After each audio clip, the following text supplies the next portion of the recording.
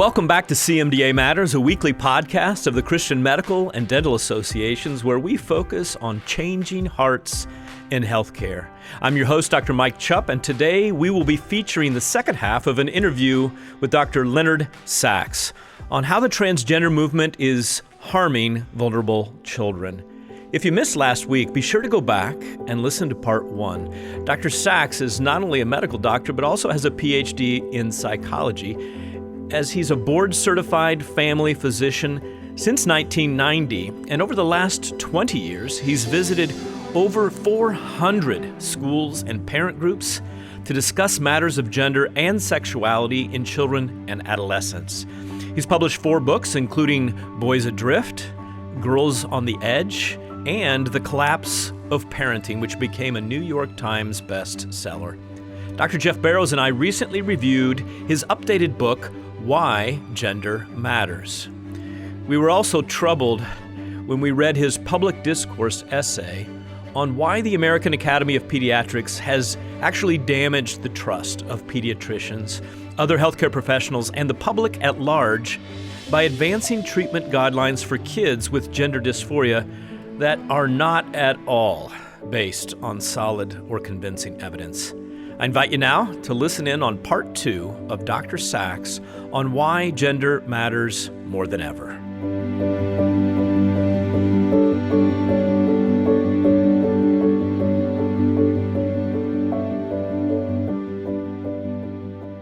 Dr. Sax, I just wanted to ask, as we look to the future, and our listeners are healthcare professionals, mostly physicians and those in training to become physicians.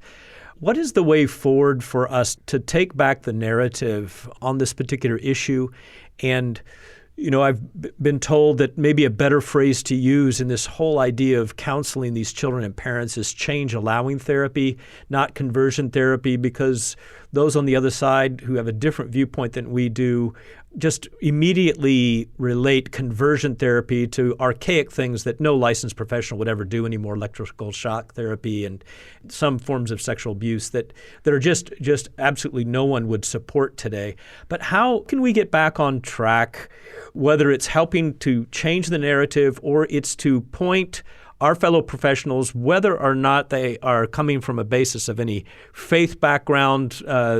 I'm told that even many scientists who are atheists and agnostic are very concerned about where medical science is today, the Hippocratic way, the way of medicine, basing our management interventions upon evidence-based science. And in your editorial in the public discourse, you wrote that one article is cited from 1994 dealing with reparative therapy, one article about adults and change or conversion therapy or whatever they want to call it for sexual orientation of homosexual men and women. And of course, that's so different from a child, from a 5-year-old, 7-year-old, or adolescent. How can we be a part of fixing this problem of ignoring good evidence or, the flip side, bad or lack of evidence? Well, again, to clarify for listeners, the American Academy of Pediatrics considered the question, is it appropriate for doctors and professionals confronting that 7-year-old boy who says he's a girl, is it appropriate for them to engage in watchful waiting and wait a few years and see if this persists? And they denounced that. They said, no, watchful waiting is equivalent to conversion therapy, and we know conversion therapy is harmful. And in support of that statement, as you pointed out, they cited one study, a study from 1994, which documented the failure of efforts to try to get gay men to be straight men.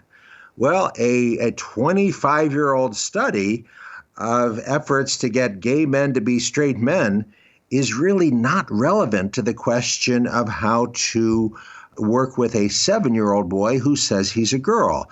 They are confusing sexual orientation with gender identity, which are profoundly different issues.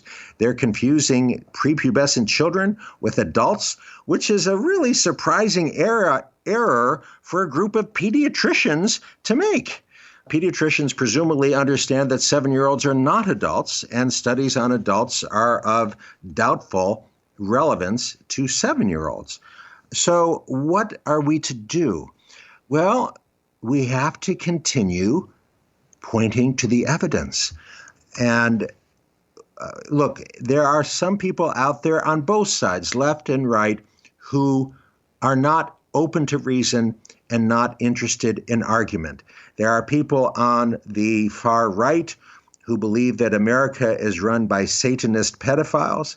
There are people on the far left who believe that gender is just a matter of performance, that it has no reality.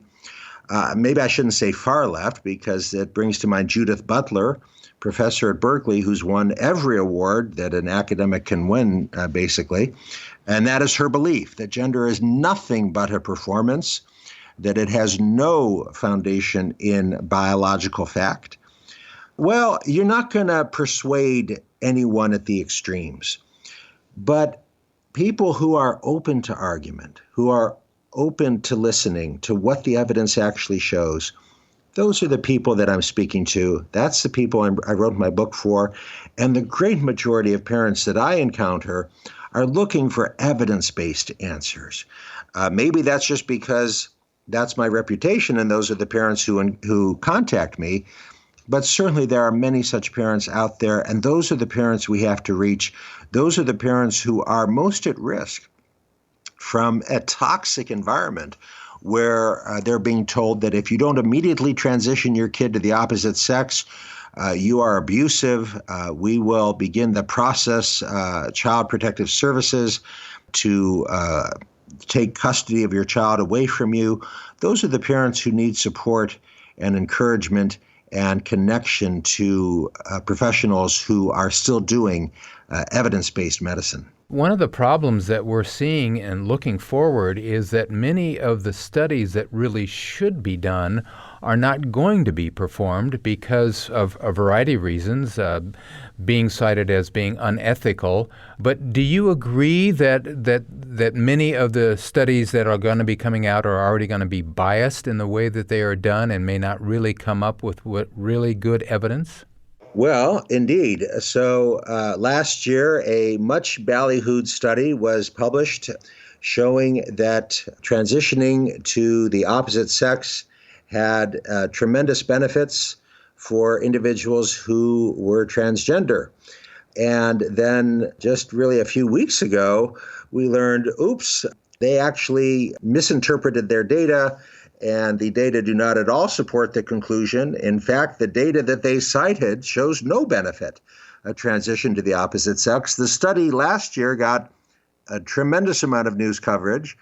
The retraction and correction got very little news coverage, although it was prominently mentioned in public discourse, which had an article highlighting the errors in the original study and the retraction. So it is troubling that the scientific community itself has been infiltrated and corrupted. And as a result, parents who just Google this question and read the New York Times are likely to be very misled. And again, that was a motivation for writing an updated edition of my book, Why Gender Matters, to give parents who are looking for an evidence-based approach, to give them that evidence. There are over 400 scholarly citations in the second edition of my book, Why Gender Matters. And I encourage parents to look up those references and read the original sources so that you will be prepared. Dr. Sax, I wanted to read to you, if I can, a comment by the dean of the Brown School of Public Health, Bess Marcus, after a much acclaimed study that was retracted, taken out of the journal by Brown, by Lisa Littman. This was in late 2018. And, at first there was some talk by Brown that maybe her methodology was flawed. But the dean didn't want anyone from the LGBT community to be confused that she was looking out after their interests. And so this is what she said. Brown community members expressing concerns that the conclusions of the study could be used to discredit efforts to support transgender youth and invalidate the perspectives of members of the transgender community. So basically, alumni of Brown complained to Brown, and therefore, because of the concerns of their alumni, they said, we might, with this study, invalidate their perspective. Now, I wonder if there's really hope for us. How will we be able to overcome if any sort of hypothesis or postulate might discredit or invalidate the perspective of any group of people? And I just had a guest on the program. We were talking about post-truth. I fear the day when in medicine that we are ignoring evidence and truth because our patients and their children and their children's children will be the ones who will suffer. I'd like to share a couple of thoughts there. So first of all, not all your listeners may know Lisa Littman's article.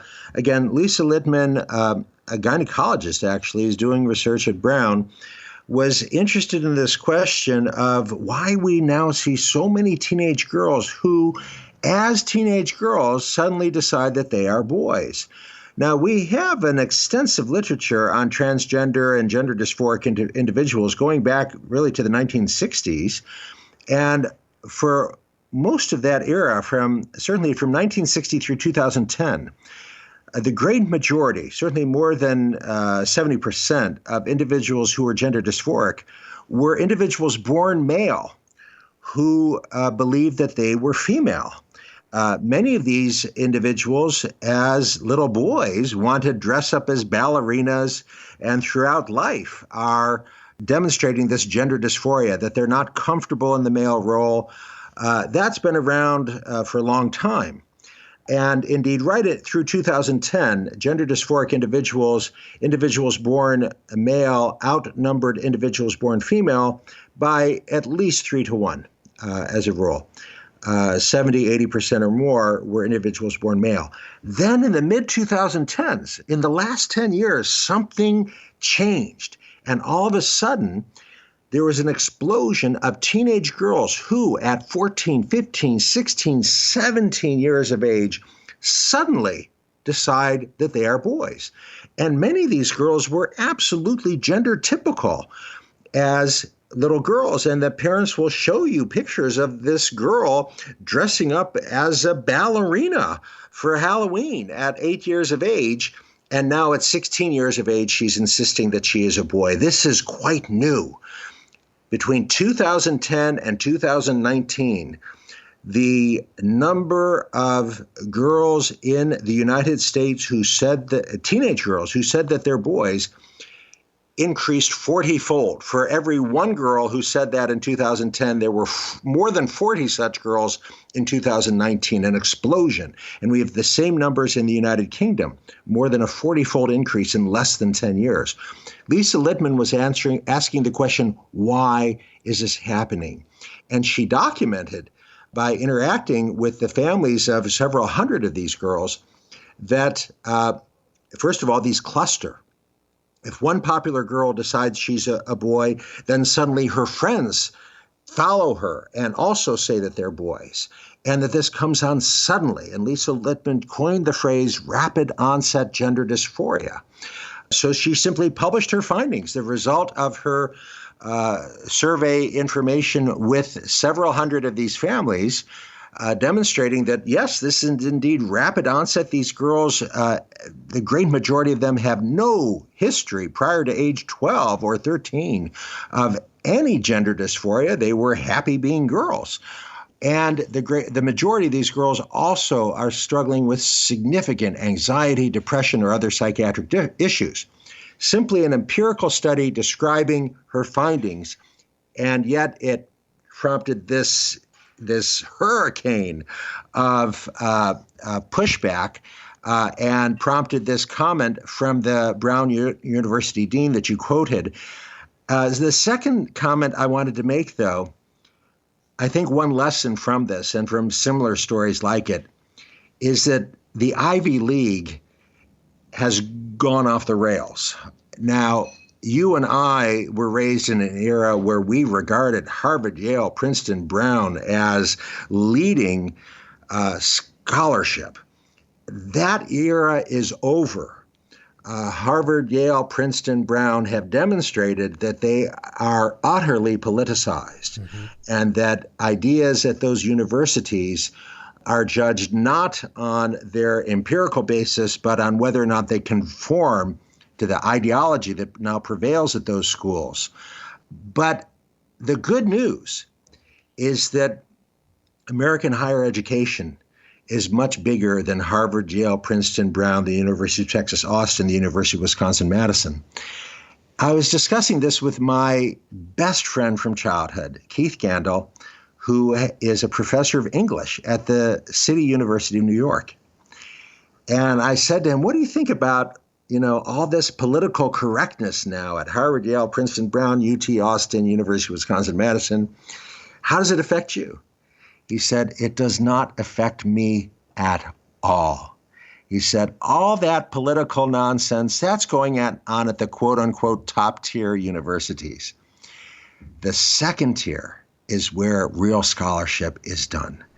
And he said his students have no interest in gender ideology or critical race theory. Incidentally, the majority of his students are students of color. But they couldn't care less about this. They want to learn. They want to study the great works, the masterpieces of English literature. That's why they're in his class. They want to learn math and science and engineering and literature and foreign languages. So a lot of this stuff that we read about in the New York Times and the Wall Street Journal and everyone getting so excited about Brown punishing this professor because she dared to publish an article suggesting that these girls are just following the popular girl. Well, it's a condemnation of Brown, to be sure. But don't confuse Harvard, Yale, Princeton, Brown, UT, Austin with what's really happening in American secondary education. America is much bigger than those leading lights. Yes, it's a shame. I grieve that the leading universities have lost their way, but that doesn't mean that the country is completely deranged. Dr. Sax, if I could ask you a final question. I'm just interested in your thoughts because of your interest over the last 15 to 20 years, what you think about the whole issue of informed consent and what's going to happen in our country. Are we going to experience in the next 10, 15, 20 years that even if our professional associations and if physicians who care about empirical medicine do not win the day, that eventually the lawyers actually, because of the issue of informed consent, actually may win the day? And I'm just thinking of Tavistock in England and what's happened there, and that the foundations of that prominent gender clinic are crumbling because of a lawsuit and accusations of really a lack of informed consent, medicalization of children, and life, of course, infertility as a result. It's hard for me to think of something worse than stealing someone's fertility. But what do you think about the issue of informed consent? Well, I think that's one of many ways in which this insanity may be corrected. So, as you know, I'm a family doctor, and I recently saw a new patient who was coming to see me because she was sick. She had a bad upper respiratory infection, a bad bronchitis, not quite a pneumonia. So I needed to prescribe an antibiotic. Well, this individual was born female, but has transitioned to the male role. But she still has all of her female equipment. So she is taking birth control pills to prevent pregnancy, but she is also taking high-dose testosterone to masculinize her appearance. And this individual has facial hair and a deep voice. So if you're going to be a responsible physician, you must check to make sure that your medication will not interact with the medications your patient is taking. So I pulled up UpToDate, which is the app I like to use to check on the latest medical information. And I looked to see how many scholarly articles there are addressing individuals, adolescent or adult, born female, who are taking both birth control pills and high-dose testosterone. All right, how many such scholarly articles are there? There are none. There is no published research. These kids are being experimented upon. This is a teenager under 18 years of age who is being experimented on. Well, who gave informed consent? And on what basis did they give consent?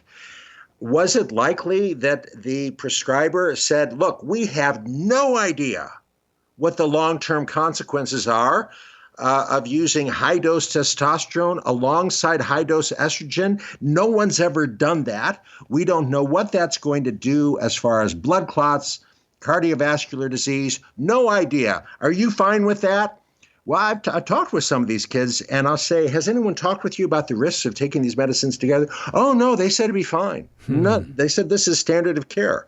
Okay, well, that prescriber has created liability for themselves, for the prescriber, because they, according to the patient and their parents, no one has warned them about the risks. Now, maybe there's a document that they signed somewhere that they didn't read, but in any case, we will find out over the next 10 to 20 years when these kids are unhappy and sue the prescribing physicians. Will be interesting to see. You know, we can talk, I'm not a lawyer, so then the question is, well, what about the statute of limitations? Would that apply? What legal defenses can these doctors use to protect themselves from liability? But yeah, I think if the leaders of the medical profession have lost their way, as is clearly the case with regard to the leadership of the American Academy of Pediatrics, will the lawyers be the ones who ring the curtain down on this craziness? It is possible. I can think of other ways that this will end, but I'm confident it will end. A lie cannot last forever. It can last for many years, but it cannot last forever. The truth will eventually triumph. Well, can I encourage you, Dr. Sax, because you are an excellent writer, now that I've read your book, Why Gender Matters, to consider this topic for your next book, maybe. I know that your mother had obviously influence on you to go into medicine as a pediatrician. I can think of a biblical Old Testament mother who challenged her son using the name King Lemuel. We believe that probably was Solomon in Proverbs chapter 31. And I'm going to close this interview with this, and just to encourage you to keep speaking out, Dr. Sax. Keep doing what you're doing. At CMDA, we appreciate you speaking out about evidence and about protecting children. But King Lemuel's mother said to him in Proverbs 31, 8 and 9, "Speak up for those who cannot speak for themselves.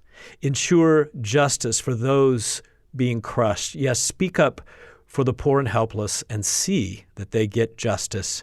And I believe that with your knowledge base, I think that you would do us justice by pursuing this with another book, Dr. Sax. Well, thank you very much. Well, I just want to thank you for all your work, Dr. Sax, in educating parents, especially in Why Gender Matters. It's a big help for parents to understand the importance of gender, and on all of your excellent suggestions and practical measures on how to raise kids. So just keep up the great work. Thanks again.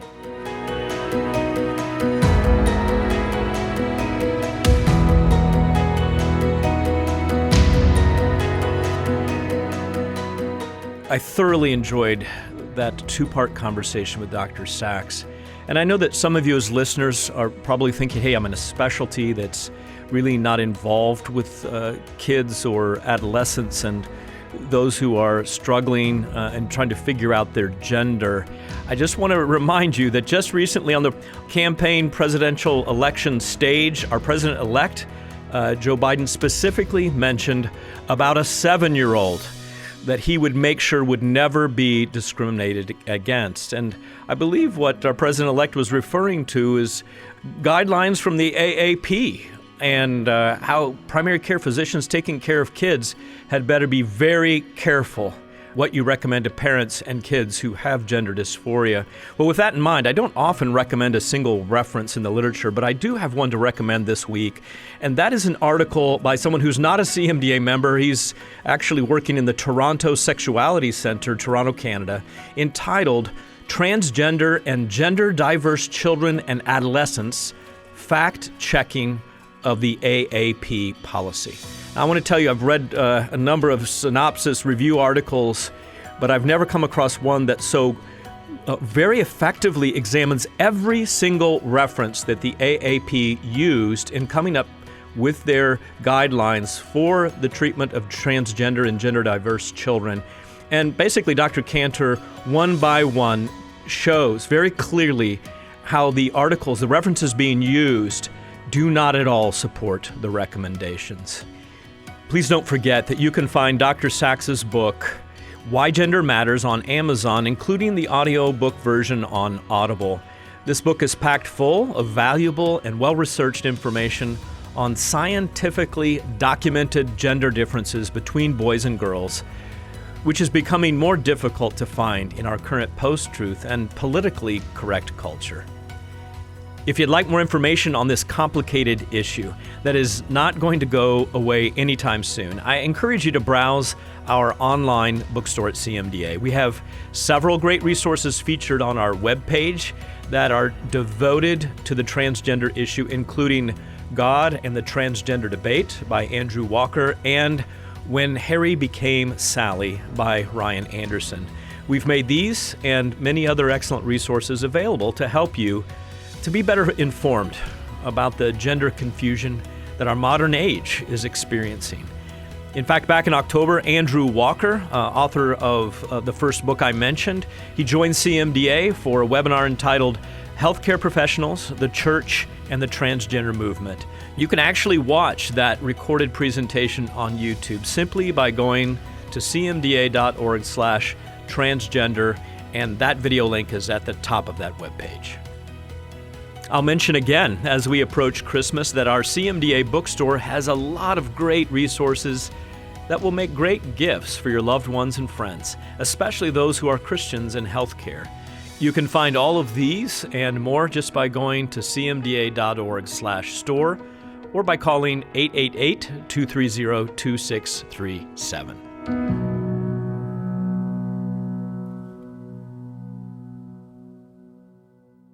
Hey, I want to encourage you to be sure to sign up for the CMDA Remedy Conference this January 9th and 10th on Zoom. I, along with 3 other international speakers, will be speaking on topics that we hope will inspire you to think creatively about how you will use your healthcare expertise to bring the hope and healing of Christ to our world in crisis. The conference will include worship, live TED Talks, live chat with highly qualified speakers in breakout rooms, as well as networking opportunities with healthcare and service organizations. Your registration will also give you access to a Zoom topical meetup after the conference has concluded. You're going to want to make sure that you check out our Remedy Conference, and you can go to cmda.org/remedy to register today.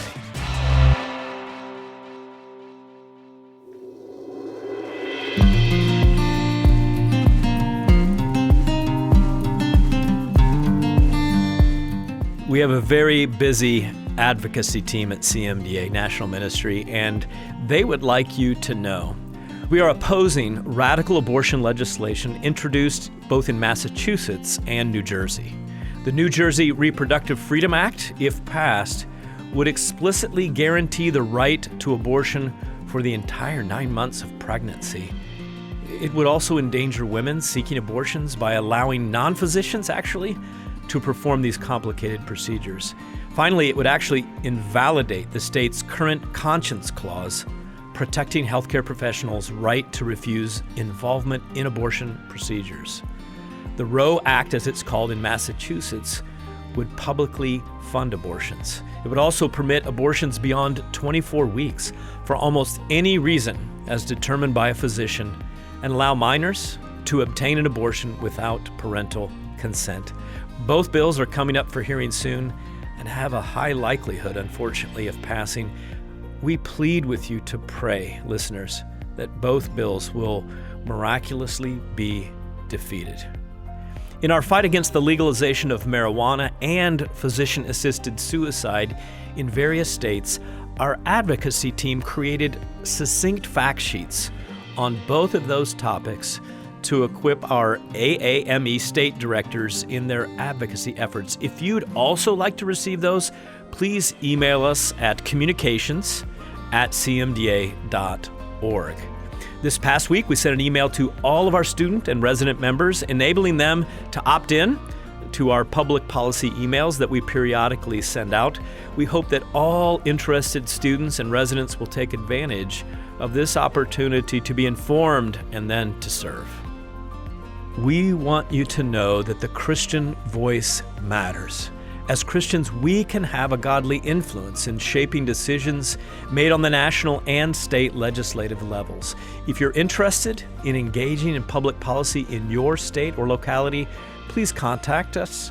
Just use the email communications@cmda.org, and one of our advocacy staff will get right back to you.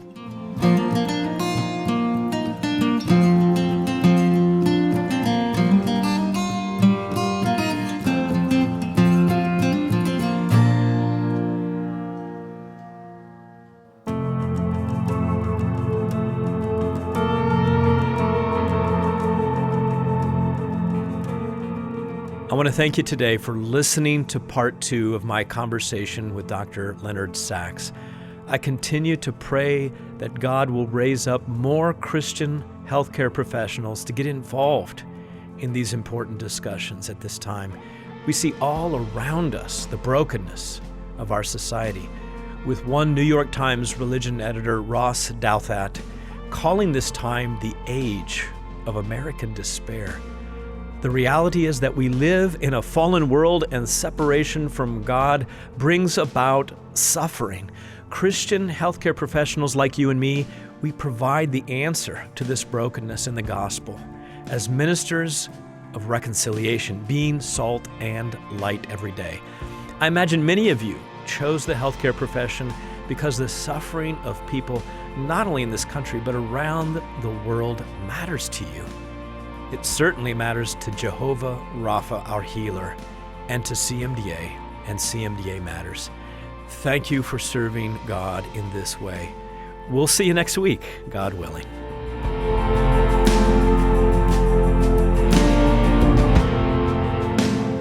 This podcast has been a production of the Christian Medical and Dental Associations. The opinions expressed by guests on this podcast are not necessarily endorsed by the Christian Medical and Dental Associations. CMDA is a nonpartisan organization that does not endorse political parties or candidates for public office. The views expressed on this podcast reflect judgments regarding principles and values held by CMDA and its members and are not intended to imply endorsement of any political party or candidate.